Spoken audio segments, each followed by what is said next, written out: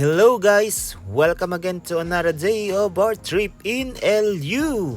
At nandito tayo sa Jollibee sa San Fernando in La Union para makapag-agahan. Malapit lang ito sa tinuluyan namin. Kaya thank you so much Sir Russell for accommodating us in your place. So ayun, after namin kumain at magkape ay sumakay na kami agad ng bus pabalik ng Manila. Dito na nga po nagtatapos ang short vacation natin sa La Union. Plano pa din kasi namin gumala muna ng Manila bago umuwi. At kinalingan din ng bagyo. Kung kailan pabalik na kami, doon pa hindi maulan. Hay. At dahil mahaba rin naman pala ang biyahe pabalik ng Manila, eto, kain muna kami. Wow! So after ng ilang oras na biyahe, nandito na tayo sa Manila. In Makati area, and this place is so good. Pang malakihang barkada at mura pa. Kompleto din sila sa gamit and you can find this place also in Airbnb. I will include the link in the description para may reference kayo. Tapos namin makapagpahinga ng ilang oras lamang ay dumiretso na kami agad sa next destination namin at ito ay ang BGC.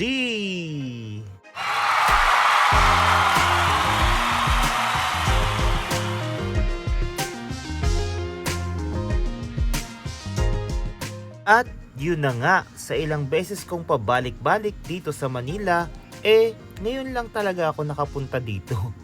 At masasabi kong sobrang ganda ng lugar na ito.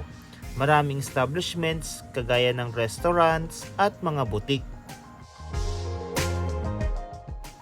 Dahil wala pa tayong sapat na kain mula sa Jollibee kanina, dito na namin napagpasya na humanap ng makakainan.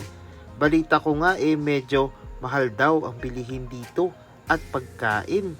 Naku, yari na.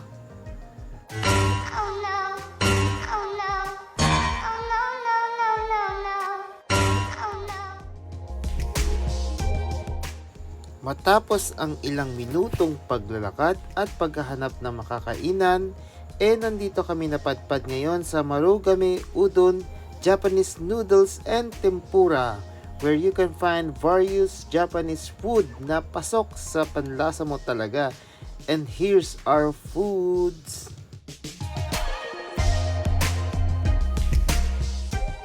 Ayun, matapos natin kumain, magkape, mag-shopping at sightseeing ay inabot na po kami ng gabi dito pa rin sa BGC.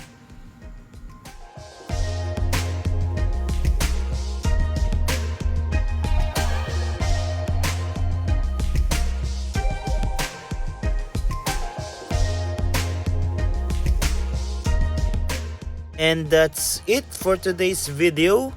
Thank you for watching and please stay tuned for my next vlog. Peace!